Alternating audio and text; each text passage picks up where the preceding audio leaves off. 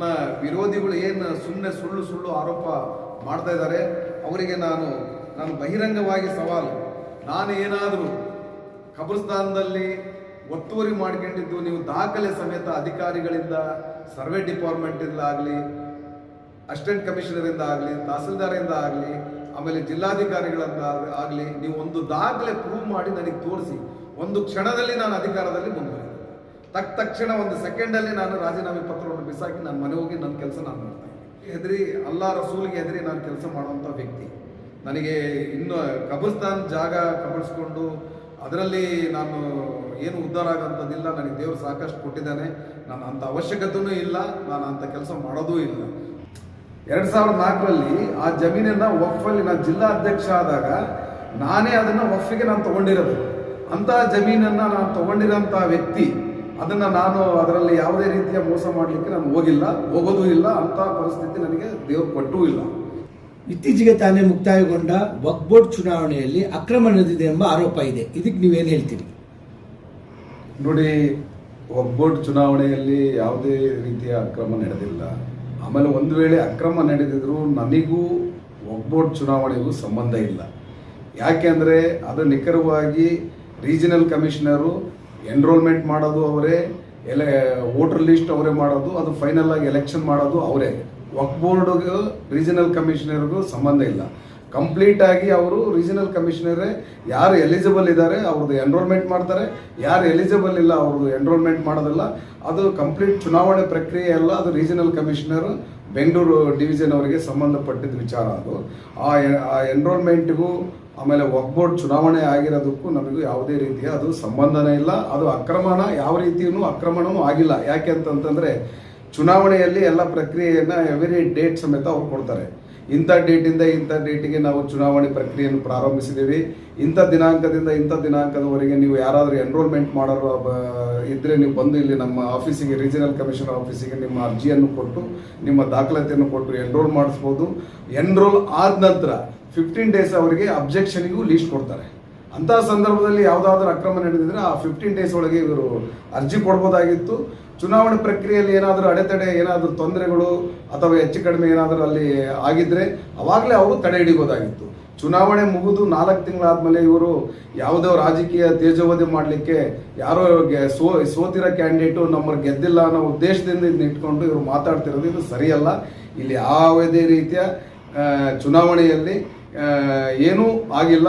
ನಮ್ಮ regional commissioner ಅವರವರು ಕ್ರಮಬದ್ಧವಾಗಿ, ಕಾನೂನುಬದ್ಧವಾಗಿ ಚುನಾವಣೆ ಪ್ರಕ್ರಿಯೆ ಮುಗಿಸಿರ್ತಾರೆ.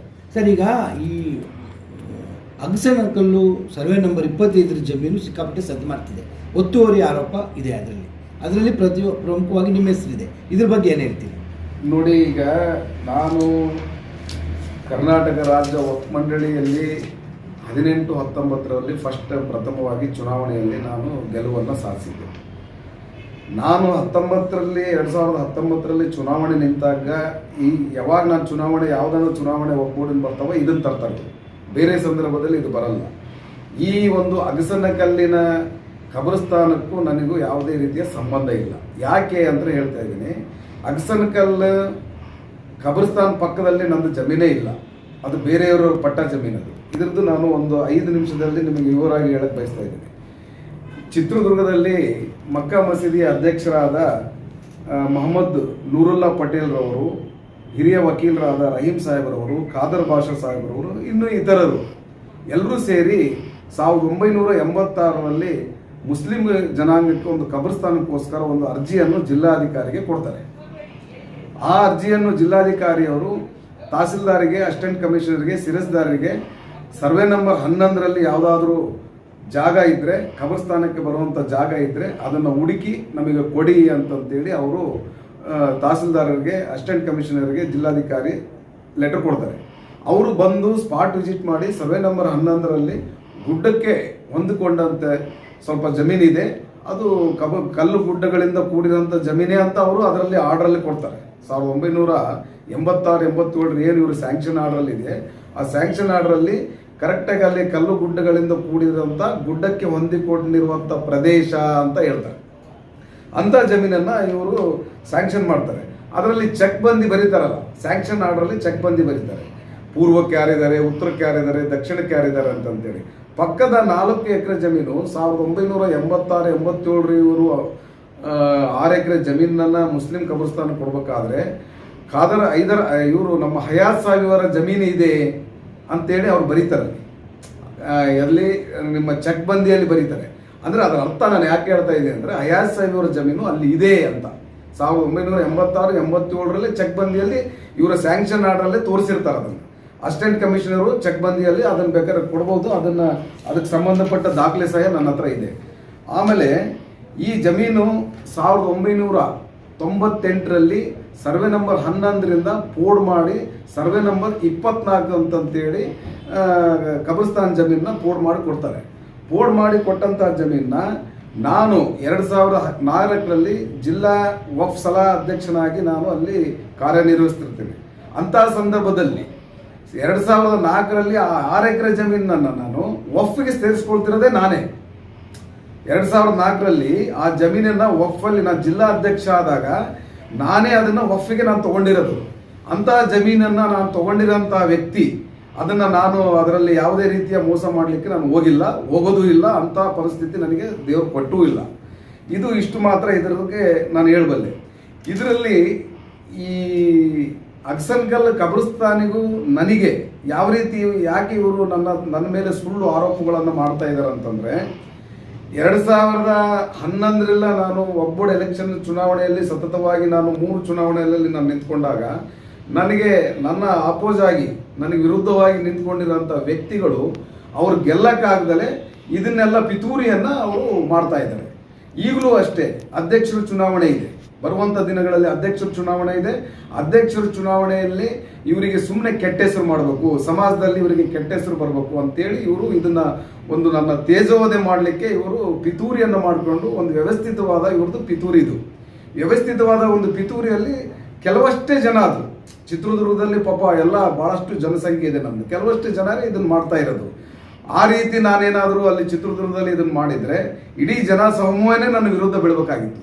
ನನಗೆ ಇಡೀ ರಾಜ್ಯದಲ್ಲಿ ಅತಿ ಹೆಚ್ಚಿನ ಮತಗಳನ್ನು ಕೊಟ್ಟು 410 ಮತಗಳನ್ನು ಕೊಟ್ಟು ಗೆಲ್ಲಿಸಿರುವಂಥ ಮುತೋಲಿ ಸಮುದಾಯ, ಆ ಮುತೋಲಿ ಸಮುದಾಯಕ್ಕೆ ನಾನು ಅನ್ವರ್ ಭಾಷಾ ಎಂಥರಂಬುದು ಅವನಿಗೆ ಭಾಳ ಚೆನ್ನಾಗಿ ಗೊತ್ತಿದೆ. ಅದಕ್ಕೆ ನನಗೆ ಅಷ್ಟೊಂದು ಮತಗಳನ್ನು ಕೊಟ್ಟು ಒಳ್ಳೆಯ ಒಂದು ಇದರಲ್ಲಿ ನನಗೆ ಗೆಲ್ಲಿಸಿರೋದು.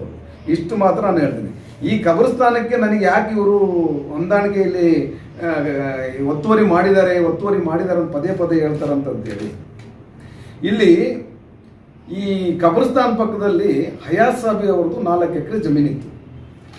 ಜಮೀನು ಇವ್ರಿಗೆ ಹೆಂಗೆ ಬಂತಿದ್ದು ಜಮೀನು ಅಂತಂತಂದ್ರೆ ಹಯಾತ್ ಸಾಬಿ ಅವ್ರ ಜಮೀನಿದು, ಅನ್ವರ್ ಭಾಷಾ ಅವ್ರ ಜಮೀನಲ್ಲ, ಅನ್ವರ್ ಭಾಷಾ ಅವ್ರ ಅಪ್ಪಂದು ಜಮೀನಲ್ಲ, ಅನ್ವರ್ ಭಾಷಾ ಅವ್ರ ತಾತಂದು ಜಮೀನಲ್ಲ. ಇದು ಕಬ್ರಿಸ್ತಾನ್ಗೆ ಹೊಂದ್ಕೊಂಡಂತೆ ಸರ್ಕಾರದವರು ಎಲ್ಲಿ ಜಮೀನು ಕೊಟ್ಟಿದ್ದಾರೆ ಕಬ್ರಿಸ್ತಾನಕ್ಕೆ ಅಕ್ಸನ್ಕಲ್ಲಲ್ಲಿ ಸರ್ವೆ ನಂಬರ್ ಅದು 24, ಅದಕ್ಕೆ ಹೊಂದಿಕೊಂಡಂತೆ ಸರ್ವೆ ನಂಬರ್ 25 ಹಯಾತ್ ಸಾಹಿಬ್ ಅವರ ಜಮೀನಿದೆ. ಆ ಹಯಾತ್ ಸಾಹಿಬ್ ಅವರ ಜಮೀನು ಅವರಿಗೆ 1900 ಸ್ವತಂತ್ರಕ್ಕೆ 47ಕ್ಕಿಂತ ಮುಂಚೆ ಕಂದಾಯ ಗ್ರಾಮ ಆಗಿರ್ತದೆ. ಅಕ್ಸನ್ಕಲ್ ಕಂದಾಯ ಗ್ರಾಮ ಆಗಿರೋದ್ರಿಂದ ಆ ಕಂದಾಯ ಗ್ರಾಮದ ಇನಾಮ್ ಜೋಡಿ ಗ್ರಾಮ ಅದು. ಆ ಇನಾಮ್ ಜೋಡಿ ಗ್ರಾಮದ ಹಕ್ಕುದಾರರು ವೆಂಕಟ ಭೀಮಾಚಾರ್ಯ ಅಂತ ಇರ್ತಾರೆ. ಅವರು ವೆಂಕಟ ಭೀಮಾಚಾರ್ಯರು 1949 ಹಯಾತ್ ಸಾಬ್ ಅವರಿಗೆ ಅದನ್ನು ಸಬ್ ರಿಜಿಸ್ಟ್ರಾರ್ ಚಿತ್ರದುರ್ಗದಲ್ಲಿ ವ್ಯಾಲ್ಯೂಯೇಷನ್ ಮಾಡಿ ಅವರಿಗೆ ಕ್ರಯಕ್ಕೆ ಬರ್ಕೊಟ್ಟಿರ್ತಾರೆ. ಅದು 4 ಎಕರೆ ಜಮೀನು. ಇದು ಹಯಾತ್ ಸಾಬ್ ಅವರಿಗೆ ಬಂದಂಥ ಜಮೀನು. ಇದು ಮೂಲ ಹೆಂಗೆ ಬಂತಂತ ನಾನು ಹೇಳ್ತಾ ಇದ್ದೀನಿ. ಇದನ್ನು ಈ ಜಮೀನಿನಲ್ಲಿ ಅವರು ಇನಾಮ್ ರದ್ದಾಯಿತಿ ಆ್ಯಕ್ಟಲ್ಲಿ 1953-54 ಕರ್ನಾಟಕ ಇದು ಭಾರತ ಸರ್ಕಾರ ಇನಾಮ್ ರದ್ದಾಯಿತಿ ಆ್ಯಕ್ಟನ್ನು ಕಾನೂನನ್ನು ಜಾರಿಗೆ ತರ್ತಾರೆ. ಅಂಥ ಸಂದರ್ಭದಲ್ಲಿ ಹಯಾತ್ ಸಾಹೇಬರು ಏನು ಇವರು ಇನಾಮ್ ಲ್ಯಾಂಡ್ ವೆಂಕಟ ಭೀಮಾಚಾರ್ಯ ಹತ್ರ ತೊಗೊಂಡಿದ್ರು, ಮತ್ತೆ ಅವರು ಅರ್ಜಿಯನ್ನು ಕೊಟ್ಟು ಇನಾಮ್ ರದ್ದಾಯಿತಿ ಆ್ಯಕ್ಟಲ್ಲಿ ಮತ್ತೆ ಪುನಃ ಅವರು ಓನರ್ಶಿಪ್ಪನ್ನು 2ನೇ ಬಾರಿ ಓನರ್ಶಿಪ್ಪನ್ನು ಪಡ್ಕೊಳ್ತಾರೆ. ಈ ಜಮೀನು ಹೆಂಗೆ ಬಂತು ಅಂತ ಹೇಳ್ತಾ ಇದ್ದೀನಿ. ಈಗ ವಕ್ಫ್ ಬೋರ್ಡ್ನಲ್ಲಿ ತಮ್ಮ ಅಧಿಕಾರಾವಧಿಯಲ್ಲಿ ಅಕ್ರಮ ನಡೆದಿದೆ, ಅನುದಾನ ಹಂಚಿಕೆಗಳಲ್ಲಿ ವ್ಯತ್ಯಾಸ ಆಗಿದೆ ಅನ್ನೋದು ಇನ್ನೊಂದು ಆರೋಪ ಇದೆ. ನೋಡಿ ಸರ್, ಈಗ ಒಬ್ಬರ ಮೇಲೆ ಸುಮ್ಮನೆ ದೂರು ಸಲ್ಲಿಸೋದು ಭಾಳ ಈಸಿ. ಅದನ್ನು ಪ್ರೂವ್ ಮಾಡಬೇಕಲ್ಲ. ಆ ದೂರನ್ನು ಪ್ರೂವ್ ಮಾಡಿದಾಗ ಮಾತ್ರ ಅದು ಸತ್ಯ ಹೊರಗೆ ಬರ್ತದೆ. ನನಗೆ ಗೊತ್ತಿರೋ ಹಾಗೆ ನಮ್ಮ ರಾಜ್ಯದಲ್ಲಿ 2023ರಲ್ಲಿ ಕಾಂಗ್ರೆಸ್ 2024ರಲ್ಲಿ ಕಾಂಗ್ರೆಸ್ ಸರ್ಕಾರ ಏನು ಬಂತು 23-24ರಲ್ಲಿ ಆ ಸಂದರ್ಭದಲ್ಲಿ ನಮ್ಮ ವಕ್ಫ್ ಸಚಿವರಾದ BZ ಜಮೀರ್ ಅಹಮದ್ ಸಾಹೇಬರವರ ಆಶ್ರಯದಲ್ಲಿ ಅವರ ಒಂದು ಇದರಲ್ಲಿ ನಾವು ಕೆಲಸ ಮಾಡ್ತಾ ಇದ್ದೀವಿ. ನಿಜವಾಗ್ಲೂ ನನಗೆ ಹಿಂದೆ ಯಾವ ರೀತಿ ಮಾಡಿದ್ದಾರೆ ಅಧ್ಯಕ್ಷರು, ಯಾವ ರೀತಿ ಬೋರ್ಡ್ ನಡೆಸಿದ್ದಾರೆ ಅಂತ ನನಗೆ ಬೇಕಾಗಿಲ್ಲ. ಅದ್ರ ಬಗ್ಗೆ ನಾನು ಚರ್ಚೆ ಮಾಡೋಕ್ಕೆ ಇಷ್ಟಪಡಲ್ಲ. ನನ್ನ ಅವಧಿಯಲ್ಲಿ ಜಮೀರ್ ಸಾಹೇಬರವರ ಒಂದು ಸಂಯುಕ್ತ ಆಶ್ರಯದಲ್ಲಿ ಅವರ ಒಂದು ಸಪೋರ್ಟ್ದಿಂದ ನಾವು ನಿಯತ್ತಾಗಿ ಒಂದು ಅರ್ಧ ಕಪ್ಪು ಟೀ ಕುಡ್ದಂಗೆ ಅಲ್ಲಿ ನಾವು ಕೆಲಸ ಮಾಡಿದ್ದೀವಿ. ಹೊಸ ಹೊಸ ಯೋಜನೆಗಳು ತಂದಿದ್ದೀವಿ. ವುಮೆನ್ಸ್ ಕಾಲೇಜ್ ಇರ್ಬೋದು, ಆಂಬುಲೆನ್ಸ್ ವಿಚಾರ ಇರ್ಬೋದು, ಫ್ರೀಜರ್ ವಿಚಾರ ಇರ್ಬೋದು, ಎಲ್ಲ ರೀತಿಯಿಂದ ನಾವು ಹೊಸ ಯೋಜನೆಗಳನ್ನು ಅಲ್ಲಿ ನಾನು ಜಾರಿಗೆ ತಂದಿದ್ದೀನಿ. ಈ ಹೊಸ ಯೋಜನೆಗೆ ಜಾರಿಗೆ ತರಲಿಕ್ಕೆ ಕಾರಣನೇ ನಮ್ಮ ವಕ್ಫ್ ಸಚಿವರಾದ BZ ಜಮೀರ್ ಅಹಮದ್ ಸಾಹೇಬರು. ಅವರ ಒಂದು ಆಶ್ರಯದಲ್ಲಿ ಅವರ ಒಂದು ವೈಯಕ್ತಿಕ ಅವರಿಗೂ ಸಹ ನಮ್ಮ ಕಮ್ಯುನಿಟಿಗೆ, ನಮ್ಮ ಸಮಾಜಕ್ಕೆ ನಾವು ಏನಾದರೂ ಒಂದು ಬದಲಾವಣೆ ತರಬೇಕು ಎಂಬ ಒಂದು ಉದ್ದೇಶ ಇಟ್ಕೊಂಡು ಅವರ ಸ್ವಂತ ಅನುದಾನ ಅಂದರೆ VDP ಅನುದಾನದಲ್ಲಿ ಅವ್ರಿಗೆ ದುಡ್ಡು ಕೊಟ್ಟು ನಮಗೆ ಇಷ್ಟೆಲ್ಲ ಸಹಕಾರ ಮಾಡಿದ್ದಾರೆ.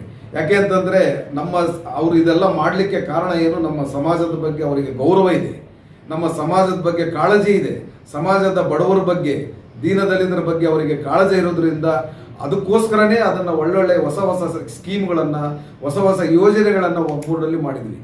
ಕರ್ನಾಟಕ ರಾಜ್ಯದಲ್ಲಿ 1965ರಲ್ಲಿ ಬೋರ್ಡ್ ಪ್ರಥಮವಾಗಿ ಬೋರ್ಡ್ ಸ್ಥಾಪನೆ ಆದಾಗಲಿಂದನೂ ಮೊಟ್ಟ ಮೊದಲನೆಗೆ ಇಂತಹ ಸಚಿವರು ಒಗ್ಬೋರ್ಡಿಗೆ ಎಲ್ಲ ರೀತಿಯಿಂದಲೂ ಸಪೋರ್ಟ್ ಮಾಡ್ತಾ ಇದ್ದಾರೆ ಅಂತಂದರೆ ನಾನು BZ ಜಮೀರ್ ಅಹಮದ್ ಸಾಹೇಬರಿಗೆ ನಾನು ಅಭಿನಂದನೆಗಳನ್ನು ಸಲ್ಲಿಸ್ತಾ ಇದ್ದೀನಿ. ಯಾಕೆಂದರೆ ನಾನು ಅವ್ರ ಜೊತೆಗೆ ಇದ್ದೀನಿ, ಅವ್ರ ಜೊತೆಗೆ ನನಗೆ ಇಟ್ಕೊಂಡು ಓಡಾಡ್ತಾ ಇದ್ದಾರೆ ಅಂತ ಹೇಳ್ತಾ ಇಲ್ಲ. ಇಡೀ ರಾಜ್ಯದ ಜನತೆಗೆ ಗೊತ್ತಿದೆ, ನಮ್ಮ ಸಮಾಜದ ಎಲ್ಲ ಮುತುವಲ್ಲಿಗಳಿಗೆ ಇಡೀ ರಾಜ್ಯದ ಜನತೆಗೆ ಗೊತ್ತಿದೆ ಜಮೀರ್ ಅಹಮದ್ ಸಾಹೇಬರು ಒಗ್ಬೋರ್ಡ್ ವಿಚಾರದಲ್ಲಿ ಯಾವ ರೀತಿ ಅವ್ರು ಕೆಲಸ ಮಾಡ್ತಾ ಇದ್ದಾರೆ ಅಂತೇಳಿ. ನಿಷ್ಪಕ್ಷಪಾತವಾಗಿ ಯಾವುದೇ ನಾವು ಕಳಂಕ ಇಲ್ಲದೆ ನಾವು ಕೆಲಸ ಮಾಡ್ತಾ ಇದ್ದೀವಿ. ಇದರಲ್ಲಿ ಅವರು ಅಕ್ರಮ ಮಾಡಿದ್ದಾರೆ ಅಂತಂತ ನಮಗೆ ಆಗದೇ ಇರೋಂಥವ್ರು ಕೆಲವು 1%, 0.1% ಇರ್ಬೋದು. ರಾಜ್ಯದಲ್ಲಿ ವಿರೋಧಿಗಳು ಇದ್ದೇ ಇರ್ತಾರೆ. ಅಂಥ ವಿರೋಧಿಗಳು ಅವರು ವಿರೋಧ ಮಾಡ್ತಾ ಇದ್ದಾರಲ್ಲ, ನಮಗೆ ಒಂದು ಪ್ರೂವ್ ಮಾಡಿದರೆ, ನಾನು ಒಂದು ಕ್ಷಣದಲ್ಲಿನೂ ನನ್ನ ಅಕ್ರಮ ಏನಾದರೂ ಒಂದು ಪ್ರೂವ್ ಮಾಡಲಿ, ಅವರು ಒಂದು ಕ್ಷಣದಲ್ಲಿ ನಾನು ಈ ಹುದ್ದೆಯಲ್ಲಿ ಮುಂದುವರಿಯೋದಿಲ್ಲ, ನಿಮಗೆ ಇಡೀ ನಮ್ಮ ರಾಜ್ಯದ ಜನತೆಗೆ ನಾನು ತಲೆ ಬಗ್ಗಿಸಿ ಮುತುವಲ್ಲಿಗಳಿಗೆ ನಾನು ರಾಜೀನಾಮೆ ಸಲ್ಲಿಸಲಿಕ್ಕೆ ನಾನು ಮುಂದೆ ಬರ್ತೀನಿ ಅಂತೇಳಿ ಈ ಸಂದರ್ಭದಲ್ಲಿ ಹೇಳಕ್ಕೆ ಇಷ್ಟಪಡ್ತಾರೆ. ಸರ್, ಈಗ ಅಂತಿಮವಾಗಿ ನಿಮ್ಮ ಮೇಲೆ ಈಗ ಪದೇ ಪದೇ ಆರೋಪ ಮಾಡ್ತಿದ್ದಾರೆ, ಮತ್ತೆ ನೀವು ಅದಕ್ಕೆ ಪ್ರಶ್ನೆ ಕೊಡ್ತಿದ್ದೀರಿ. ಈಗ ನೀವು ಈ ಎಲ್ಲ ಆರೋಪಗಳ ಬಗ್ಗೆ ಬಹಿರಂಗ ಚರ್ಚೆಗೆ ಸಿದ್ಧ ಇದ್ದೀರಾ? ಸರ್, 100% ನಾನು ಬಹಿರಂಗಕ್ಕೆ ಚರ್ಚೆ ಇದ್ದೀನಿ, ನಾನು ಸವಾಲು ಆಗ್ತಾ ಇದ್ದೀನಿ. ಯಾಕೆ ಅಂತಂತಂದ್ರೆ ನಾನು ನಿಷ್ಪಕ್ಷಪಾತವಾಗಿ ಇಲ್ಲಿ ಕೆಲಸ ಮಾಡಿದ್ದೀನಿ. ಯಾವುದೇ ರೀತಿಯಿಂದ ಕಳಂಕ ಬರೆದ, ನಮ್ಮ ಸಮಾಜಕ್ಕೆ ಕಳಂಕ ಬರೆದುವಂಥ ಕೆಲಸ ನಾನು ಯಾವತ್ತೂ ಮಾಡಿಲ್ಲ, ಮಾಡೋದೂ ಇಲ್ಲ. ನಾನು ಈ ಕೆಲವರು ಆರೋಪ 4-5 ತಿಂಗಳಿಂದ ಏನು ನನಗೆ ಸತತವಾಗಿ ಕೆಲವು ಯೂಟ್ಯೂಬ್ ಚಾನೆಲ್ಗಳಲ್ಲಿ, ಕೆಲವು ಪತ್ರಿಕೆಗಳಲ್ಲಿ ಇವರು ನಮಗೆ ಆರೋಪ ಮಾಡ್ತಾ ಇದ್ದಾರೆ. ನಾನು ಅವ್ರಿಗೆ ಬಹಿರಂಗ ಸವಾಲು ಏನಾಗ್ತೀನಿ ಅಂತಂತಂದರೆ, ನನ್ನ ಜಿಲ್ಲಾಧಿಕಾರಿಗಳು, ಆಮೇಲೆ ಕೊನೆಯ ಇದರಲ್ಲಿ ಲಾಸ್ಟ್ BJP ಸರ್ಕಾರದಲ್ಲಿ ರೆವಿನ್ಯೂ ಮಿನಿಸ್ಟರ್ ಆದ ಆರ್ ಅಶೋಕ್ರವರು, ಬಸವರಾಜ ಬೊಮ್ಮಾಯಿ ಅವರು ಮುಖ್ಯ ಕಾರ್ಯದರ್ಶಿಗಳು, ಅವರು ಜಿಲ್ಲಾಧಿಕಾರಿಗಳಿಗೆ ನನಗೆ ಅವಾಗಲೂ ಆಗದೆ ಇರೋರಂತೂ ಲೆಟರ್ ಬರೆಸಿ ನಾನು ಒತ್ತುವರಿ ಮಾಡಿದ್ದೀನೋ ಒತ್ತುವರಿ ಮಾಡಿಲ್ಲೋ, ನನ್ನ ಆರೋಪ ಸಾಬೀತಾಗುತ್ತೋ, ಸಾಬೀತಾದರೆ ಇವರಿಗೆ ಮೆಂಬರ್ಶಿಪ್ಪಿಂದ ತೆಗಿಬೇಕಂತೇಳಿ ಅವತ್ತೇ ಪ್ರಯತ್ನ ಪಟ್ಟಿದ್ದಾರೆ. ಅವತ್ತೂ ಸಹ ನಾನು ದೇವರಿಗೆ ಹೆದರಿ, ಅಲ್ಲಾ ರಸೂಲಿಗೆ ಹೆದರಿ ನಾನು ಕೆಲಸ ಮಾಡುವಂಥ ವ್ಯಕ್ತಿ. ನನಗೆ ಇನ್ನು ಕಬ್ರಿಸ್ತಾನ್ ಜಾಗ ಕಬಳಿಸ್ಕೊಂಡು ಅದರಲ್ಲಿ ನಾನು ಏನು ಉದ್ಧಾರ ಆಗೋಂಥದ್ದಿಲ್ಲ. ನನಗೆ ದೇವರು ಸಾಕಷ್ಟು ಕೊಟ್ಟಿದ್ದಾನೆ, ನಾನು ಅಂಥ ಅವಶ್ಯಕತೆಯೂ ಇಲ್ಲ, ನಾನು ಅಂಥ ಕೆಲಸ ಮಾಡೋದೂ ಇಲ್ಲ. ಒಂದು ಮಾತ್ರ ನಾನು ಹೇಳಲಿಕ್ಕೆ ಇಷ್ಟಪಡ್ತೀನಿ.